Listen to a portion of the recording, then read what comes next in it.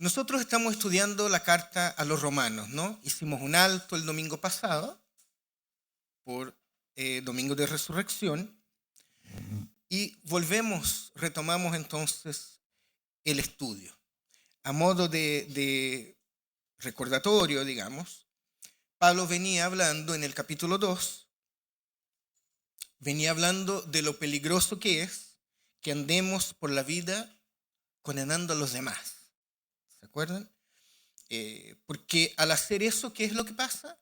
Nos estamos condenando a nosotros mismos, ¿verdad? También vimos que debemos tomar con seriedad nuestra pecaminosidad y las consecuencias de nuestros actos.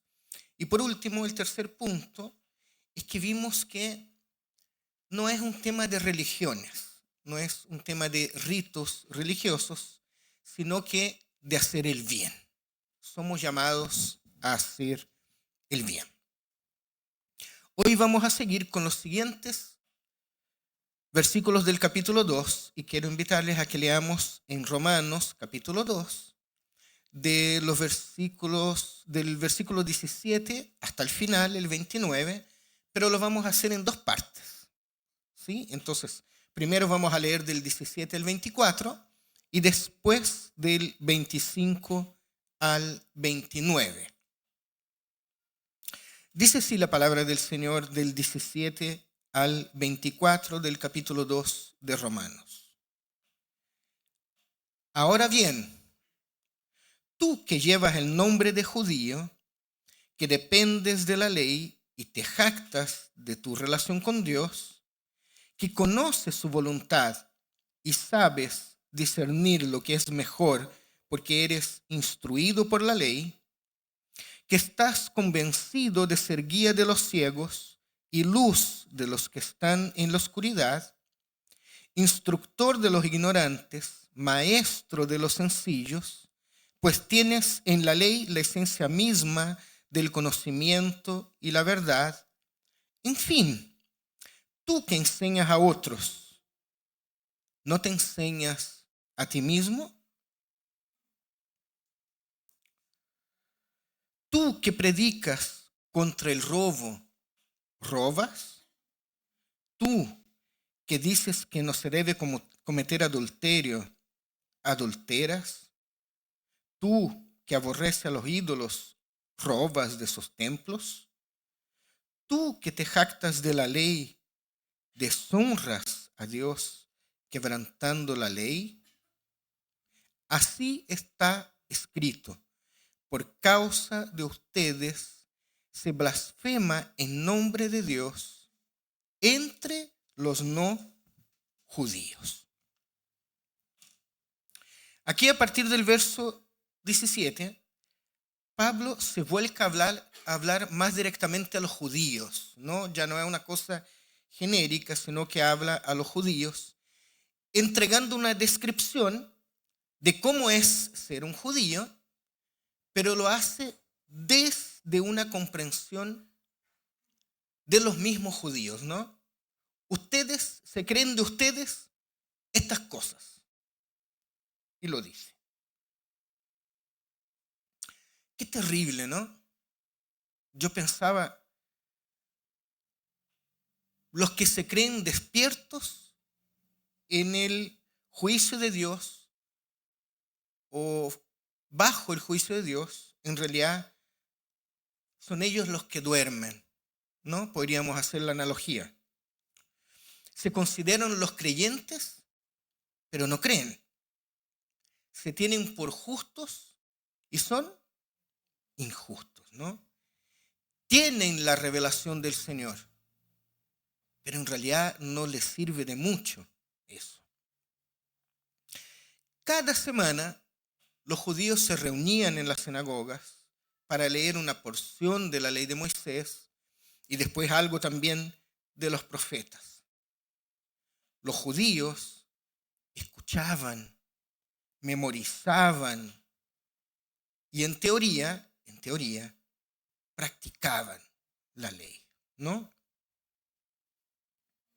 A esos judíos Pablo les dice: ustedes dependen de la ley y se jactan de ser pueblo escogido.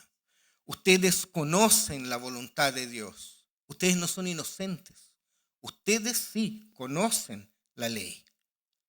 Y como conocen la ley, ustedes se creen guías de ciegos. Se creen luz en la oscuridad. Se creen instructores de ignorantes y maestros de los sencillos. Eso dice Pablo, ¿no? Y hasta aquí, todo muy lindo, ¿no? Todo perfecto. Pero aquí viene la crítica del apóstol a los judíos. Ustedes ven a los demás como inferiores a ustedes mismos, cuando en realidad ustedes cometen los mismos pecados que los demás. Pero no solo eso, es peor, porque ustedes conocen la ley.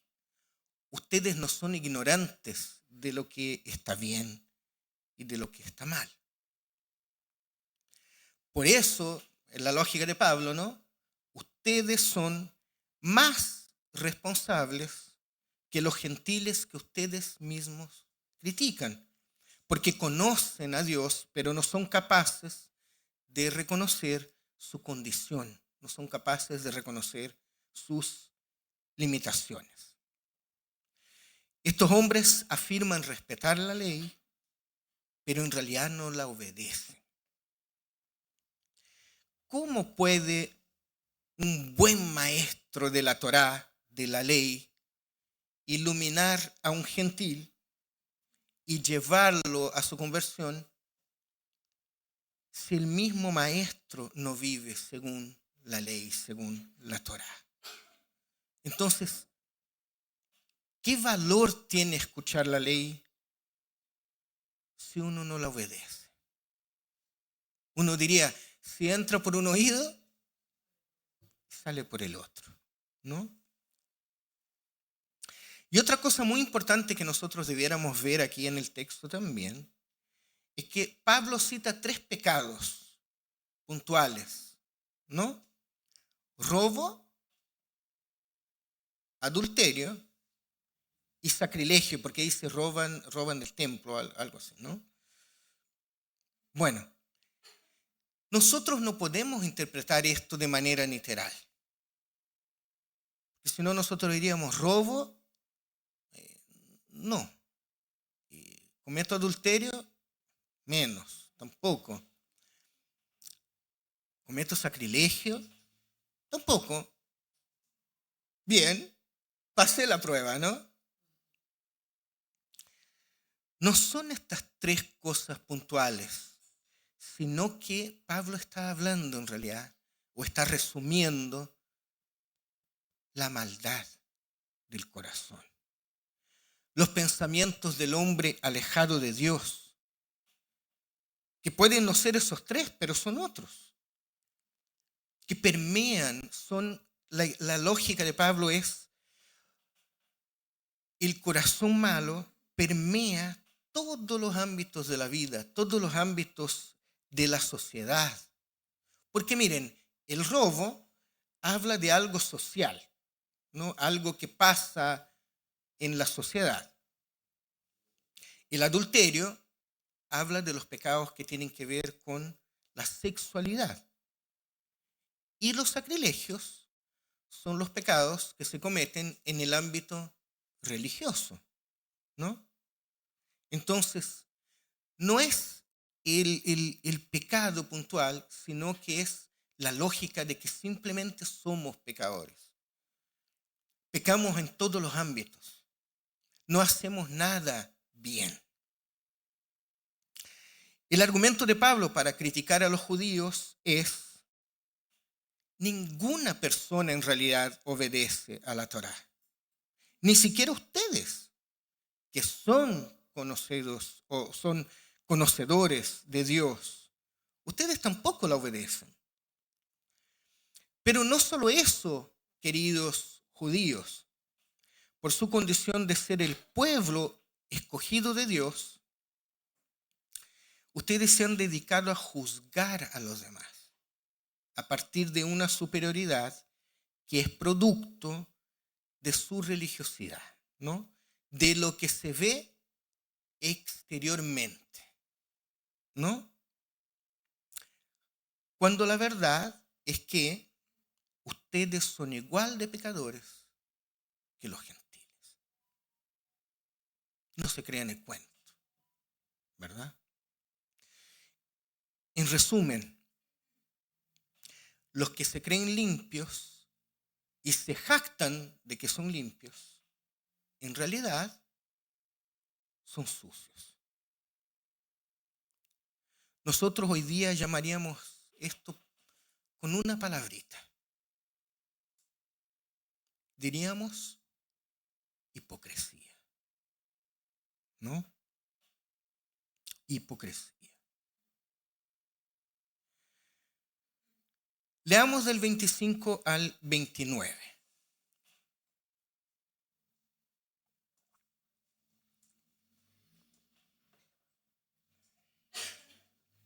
...25 al 29. Voy a leer acá.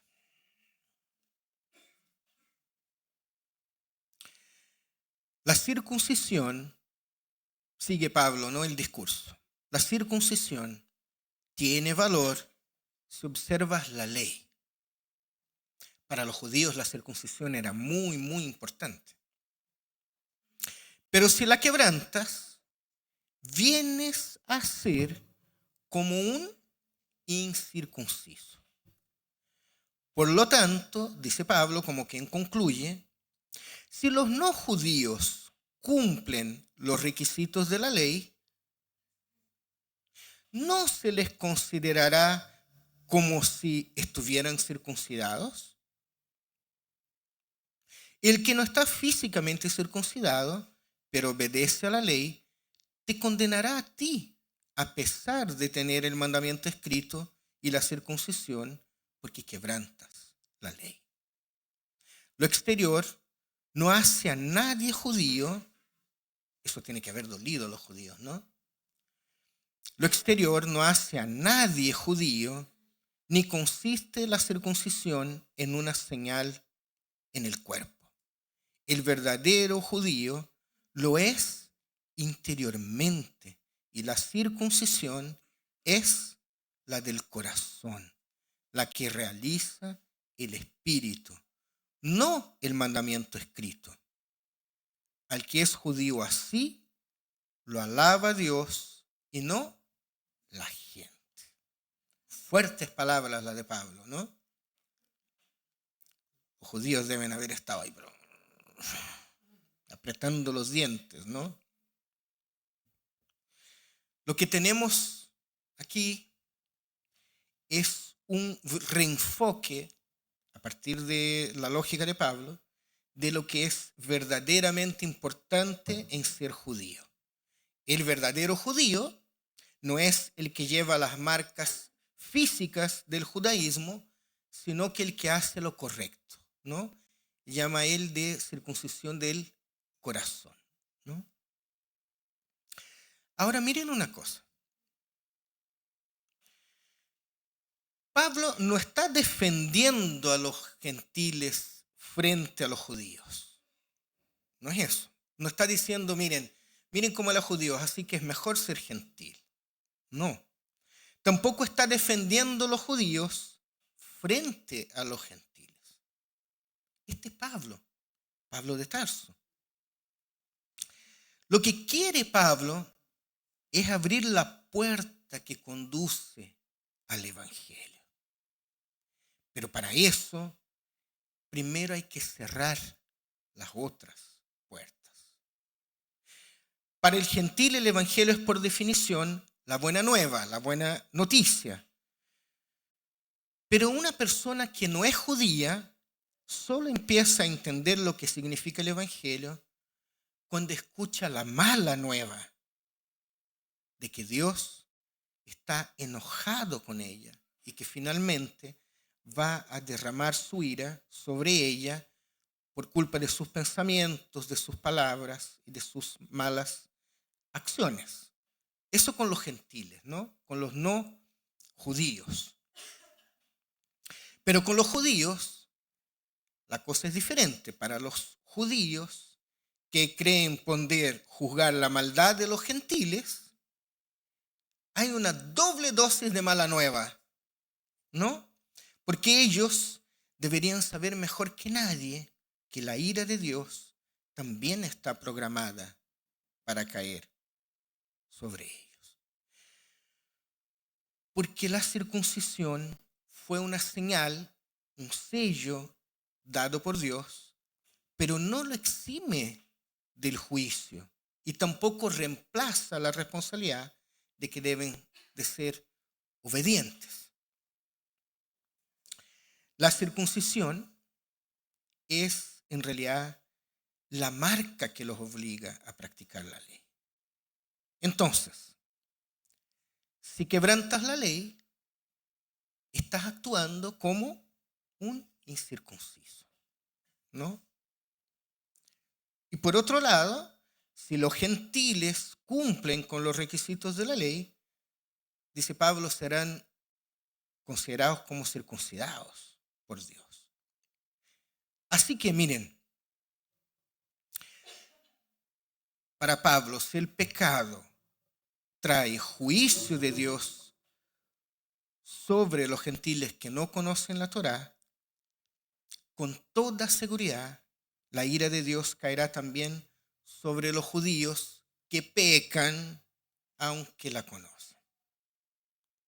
Entonces, de esa manera, Pablo rechaza a los gentiles, pero también rechaza al judaísmo, porque está anunciando condenación a ambos grupos, porque ambos grupos están separados de Cristo. En sencillo, podríamos decir así, miren, la circuncisión menos la obediencia es igual a incircuncisión. Mientras que la incircuncisión más obediencia es igual a circuncisión. Así que los judíos que creían estar en una posición desde donde podían juzgar los gentiles, por las palabras de Pablo se dan cuenta de que no tenían nada ganado, ¿cierto? Y que delante de Dios eran tan pecadores como los no judíos. Judíos o gentiles, nadie cumple la ley. Porque lo exterior no define quiénes somos, sino que nuestro interior. La verdadera circuncisión es la del corazón. La perfección que pide la ley, porque la ley pide una perfección, nadie la puede cumplir. No la cumplen los judíos y no la cumplen los gentiles. Queridos, queridas, estamos haciendo la voluntad de Dios no porque estamos circuncidados o porque tenemos la ley, sino que porque reconocemos nuestras limitaciones, reconocemos nuestra pecaminosidad y la ponemos en las manos de Dios.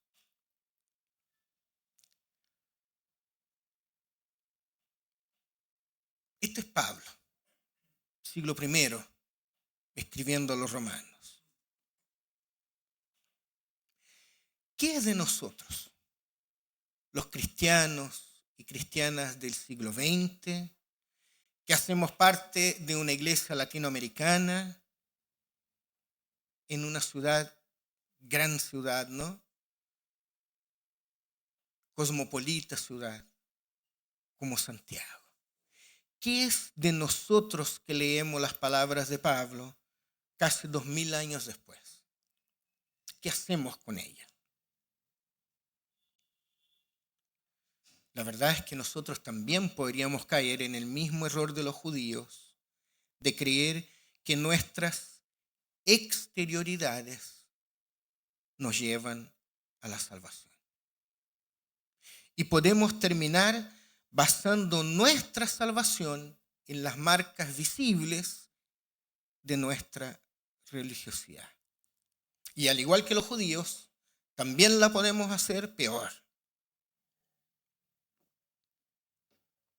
Podemos llegar a pensar que nuestras exterioridades nos dan el derecho a esa mala costumbre que algunos tienen de juzgar y criticar a los demás con aire de superioridad. Porque conozco a Dios, ¿no? Porque tengo la Biblia, porque tengo la verdad. Iglesia querida, nuestras tradiciones, nuestros ritos, nuestra forma de hablar. Tenemos una forma especial de hablar, ¿no? Usamos expresiones que son solo nuestras, ¿verdad? Uno se encuentra con alguien y dice, oye, no te he visto, no has ido a la iglesia. Sí, es que andaba por el desierto, ¿no? ¿No es cierto? Nuestra forma de hablar, nuestra forma de vestir, nuestras Biblias de cuero negro y bordes dorados, el bautismo, la membresía, los años de iglesia, nada de eso nos da salvación. Nada. Porque puede ser que exteriormente estemos mostrando algo, pero nuestro corazón ande por otro lado, ¿no? Entonces hay que tener cuidado. Las marcas externas no definen quiénes somos. Lo que nos define es la circuncisión del corazón. Pablo lo que está haciendo todo el tiempo, desde que ha empezado la carta, es plantear su propia respuesta a una pregunta universal que todos nos hemos hecho. Todos los seres humanos históricamente nos hemos hecho.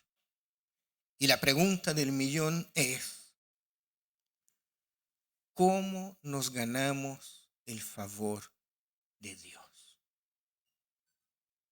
Y la respuesta para Pablo a esa pregunta es, solo podemos llegar a Dios por medio de Cristo, el Mesías y su perdón. Pablo más adelante, terminamos el capítulo 2. Pablo más adelante, y eso es lo que vamos a ver en las próximas semanas, en los siguientes sermones, va a decir a ambos grupos que la única opción es depender de Dios. No se trata de circuncisión o incircuncisión, sino que del reconocimiento de nuestra imperfección. ¿Oramos?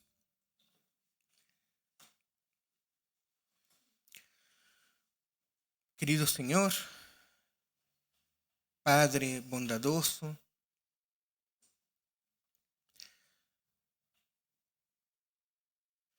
te damos gracias